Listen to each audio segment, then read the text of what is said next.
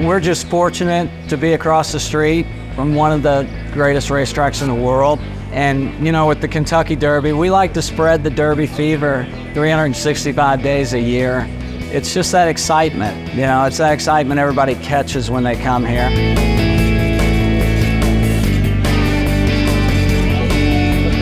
Lee Wagner, third generation owner of Wagner's Pharmacy.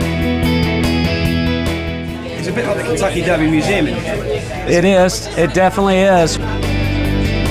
My grandfather started it back in 1922. He started off working for Hagen's Pharmacy, 1910 as a delivery boy, worked his way up, fell in love with medicine and the racetrack. And so when Mr. Hagen passed away, he borrowed money from my great aunt. And here we are, you know, the rest is history, as they say. This is one of my favorites. It shows Kenny McPeak and you got Bob Baffert, but you got everybody. It's not just the big names that come in here, it's all of the guys. And that's what I love about Wagner's. I think that's what everything loves about it, is you can have a hot walker right next to the president of Churchill Downs, right next to an owner with the trainer. It's everybody has respect, gets along. It's just a place that brings everybody together. Whether it's sports or horse racing, you're gonna meet a couple of people by the time you read Wagner's, for sure.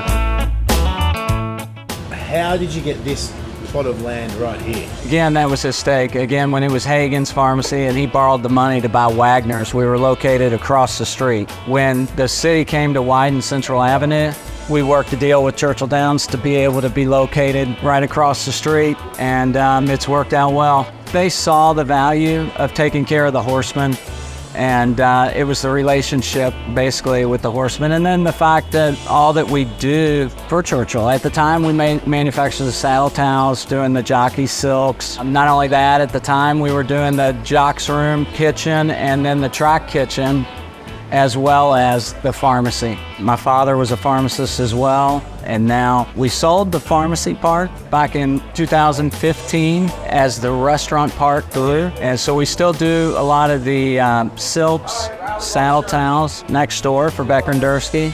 As we're walking through, we got a little storage from the overflow of Wagner's for Derby week that we need. And then as we come in here, this will be where the silks and the saddle towels and any of the blinkers, any of the equipment for the horses other than leather. But Sophie here, she's the magician. She's done probably more of the Derby silks than anybody that's ever worked here. What's the most famous set of silks you've made, Sophie? Oh, I made Secretariats. I didn't know it was his because we don't go by the colors, we go by the owners. And I didn't know it was his till he come around the track. They filmed a scene in the movie Secretariat here. They filmed the diner scene. It was a scene where they were talking with Arthur and Seth Hancock about the deal with Secretariat, and Penny was played by Diane Lane. If he does what I think he'll do, his value will double, if not triple. We even got to do a cook-off with Bobby Flay. So they did a throwdown where our cook, Pam Pryor, got to do a throwdown with Bobby on the omelets. Had a blast. He's a big horse racing fan, and Pam did great. Her claim to fame is she beat Bobby Flay in the throwdown.